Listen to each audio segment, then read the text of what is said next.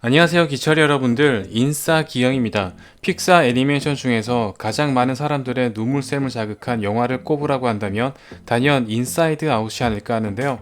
1편에서 슬픔이와 기쁨이를 통해 많은 사람들이 감동을 느꼈던 만큼 이번 영화에서도 진한 감동을 선사하고 있습니다. 특히 더욱 많은 감정들이 등장한 만큼 여러 감정들의 조합이 이색적이었는데요. 이번 시간에서는 과연 어떤 감정들이 순위를 차지했는지 한번 알아보도록 하겠습니다.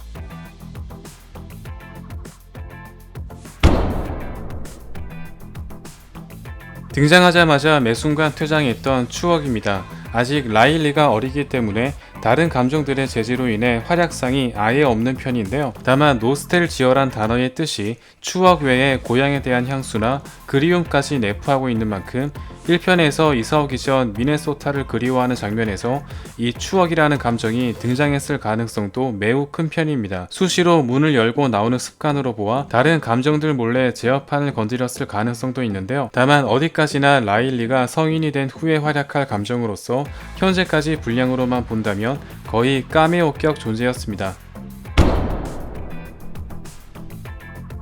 당황하면 얼굴이 붉어지는 것을 모티브로 한 당황입니다. 라일리의 감정에 직접적으로 영향을 끼친 장면은 초반 발렌티나를 만났을 때를 제외한다면 크게 없는 편이지만 몰래 본부에 잠입한 슬픔이를 지켜주는 등 슬픔이와 궁합이 매우 좋은 편이었는데요. 라일리 엄마의 주된 감정이 슬픔이에서도 알 수 있듯이 슬픔이 성숙해지면 공감이나 사랑이라는 감정까지 담당할 수 있기 때문인 것으로 보입니다. 원래 수치심이라는 감정을 내세우려 했지만 아직 라일리의 어린 나이에 맞지 않는다는 설정으로 인해 당황이라는 감정으로 대체된 것으로 보입니다. 브로콜리를 연상시키는 까칠이입니다. 본능적으로 싫어하는 것을 컨트롤하는 감정이자 브로콜리를 싫어하는 것처럼 트라우마도 연관성이 있는 편인데요. 또한 패션이나 외모 및 타인의 감정 표현에 예민한 편이며 취향과 밀접한 연관성을 지니고 있기 때문에 라일리가 20대를 맞이할 무렵 더욱 기세가 올라설 감정으로 보여집니다. 까칠이가 메인을 맡을 경우 버럭이 못지않게 냉소적인 발언이 튀어나오는 편으로서 이 둘이 시너지를 발휘하게 된다면 이 편의 불안 패거리 못지않게 심각한 상황을 초래할 것으로 보이는데요. 다만 버럭이를 흥분시켜 불을 내뿜게 한 다음 유리를 깨뜨려 친구들을 구해주는 등 어느 정도 두뇌 회전이 좋은 편으로 보여집니다. 사춘기를 겪게 되면서 등장하게 된 버섯 모양의 부러움입니다.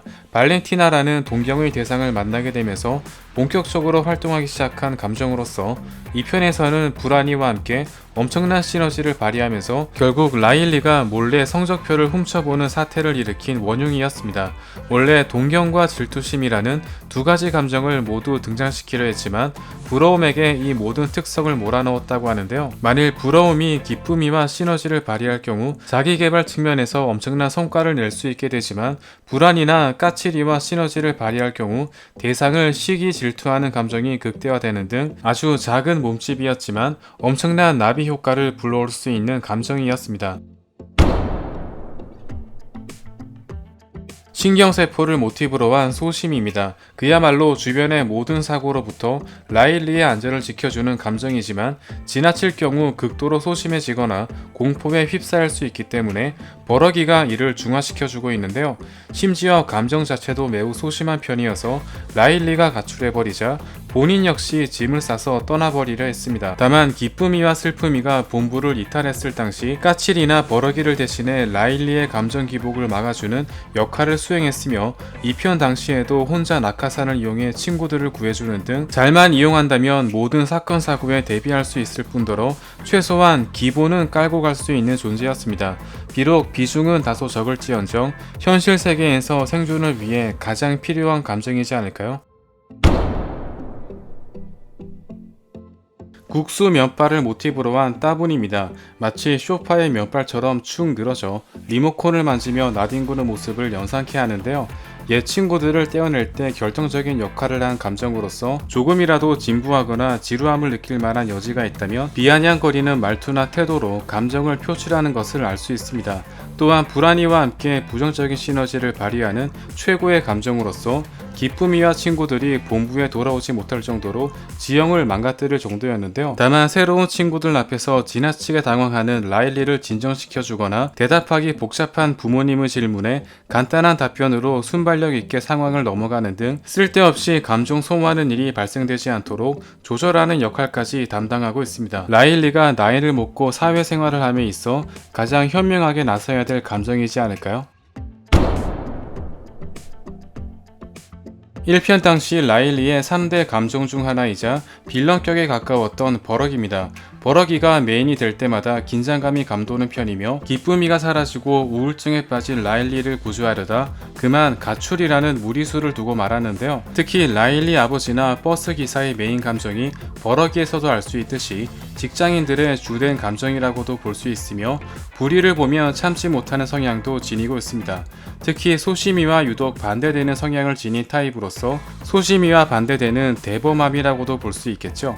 다만 성인이 되어 감정 컨트롤이 가능해진다면 호탕하거나 유머러스한 성향으로 바뀌는 것도 가능해 보입니다. 라일리의 버럭이 역시 이 편에서는 파우치를 이용해 친구들을 구해주거나 기쁨이를 위로해주는 등 한층 성숙한 모습을 보여주었는데요. 다만 버럭이를 통제하지 못한다면 분노 조절 장애가 될 수 있겠죠. 명실상부 인사이드 아웃 1편을 명작으로 만드는데 가장 1등 공신이었던 슬픔입니다. 1편 당시 라일리의 감정을 가장 많이 지배했던 감정 중 하나이자 단순한 반전이었지만 슬픔이의 서사는 정말 눈물을 흘리지 않을 수 없다고 해도 과언이 아닌데요. 만지는 기억마다 슬픔에 젖어들면서 기쁨이의 엄청난 제시를 받던 도중 핵심 기억과 섬까지 파괴되는 혼란을 초래했지만 결국 슬픔이를 통해 가족애를 더 단단하게 만들어주는 것을 깨달은 기쁨이는 슬픔이와 함께 라일리를 극적으로 도와주게 되었습니다.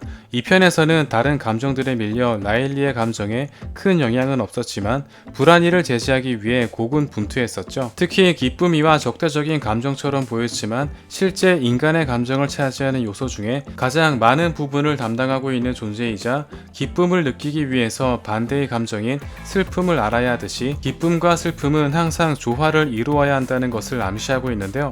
다만 슬픔이 너무 깊어지면 극심한 우울증이 찾아오기 때문에 전반적으로 슬픈 것보다는 기쁜 것이 더 좋겠죠. 슬픈 게 더 좋으신 분들도 계시나요? 2편 메인 빌런이자 전기를 모티브로 한 불안입니다. 1편에서 기쁨이가 저질렀던 실수를 고스란히 저지른 주범이자 온갖 쓸데없는 걱정으로 라일리를 혼돈의 카오스에 빠뜨리며 결국 공황장애까지 일으켰습니다.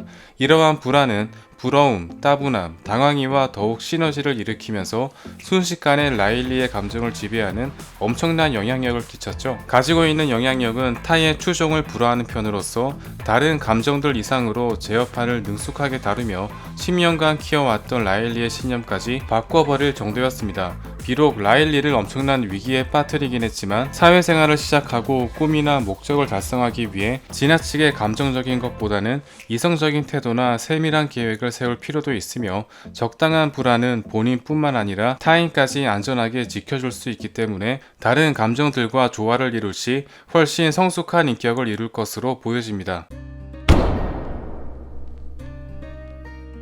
인사이드 아웃의 진주인공 기쁨입니다. 별을 모티브로 한 것 때문인지 혼자 발광하는 효과를 지닌 것이 특징인데요. 기쁨을 비롯해 긍정적인 사고를 지니고 있지만 정도가 지나칠 경우 살짝 조증 상태를 보이기도 했었죠. 1편과 2편 모두 기쁨이의 성장을 바탕으로 라일리의 인격이 더욱 성숙해져 가고 있는데요.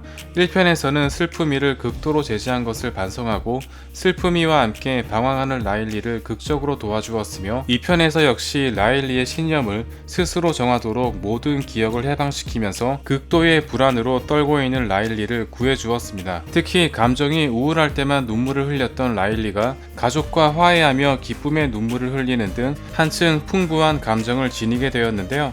특히 라일리의 경우 메인 감정이었던 기쁨이가 오직 행복하고 좋은 기억만 심어주려는 등 굉장히 독재적인 성향도 띠고 있는 편이지만 다른 감정들 역시 그녀에게 매우 의지하고 있는 편이며 자신의 단점을 깨닫고 다른 감정들과의 조화를 배우며 성장해 나아가는 등 라일리의 인격을 더욱 성장시키는데 가장 큰 공헌을 세운 존재라고 볼 수 있습니다. 다만 항상 기쁜 척하는 게 힘들다는 이 편의 대사로 보아 나이를 먹어감에 따라 점점 기쁜 일이 사라져가는 우리의 모습을 반영한 것으로 보입니다. 인사이드 아웃은 모든 감정들의 조화를 담고 있습니다.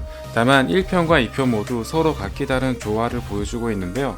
1편에서는 기쁨이와 슬픔이를 비롯해 서로 다른 감정들이 조화를 이루면서 그로 인한 가족애를 강조하고 있다면 2편에서는 감성과 이성의 조화를 통해 청소년기를 지나 성인이 될 라일리의 인격을 훨씬 성숙하게 만들어 나아가는 데 중점을 두고 있습니다. 1편 초반에는 핵심 기억이 기쁨 위에 노란색이었던 것에 비해 다양한 색으로 물들어 있는 것을 볼 수 있으며 2편에서는 감성과 이성을 담당하는 감정들이 서로 라일리의 신념을 끌어안는 모습을 통해 이러한 사상을 확인할 수 있죠. 사람마다 메인 감정은 서로 다르지만 서로 배우며 성장하고 조화를 이루는 것이 더욱 중요하지 않을까요? 지금까지 인사이드 아웃이었습니다. 만일 라일리의 아버지 기준이라면 버럭이가 1위, 어머니의 기준이라면 슬픔이가 1위라고 볼 수 있겠죠. 어느 한 가지 감정만 성장할 경우 인격 장애를 앓을 수 있기 때문에 여러 풍부한 감정들을 지니는 것이 좋은 것 같습니다. 아마도 3편이 나온다면 사랑 같은 감정도 등장할까요? 다음 시간에도 재미있는 리뷰로 돌아오겠습니다. 감사합니다.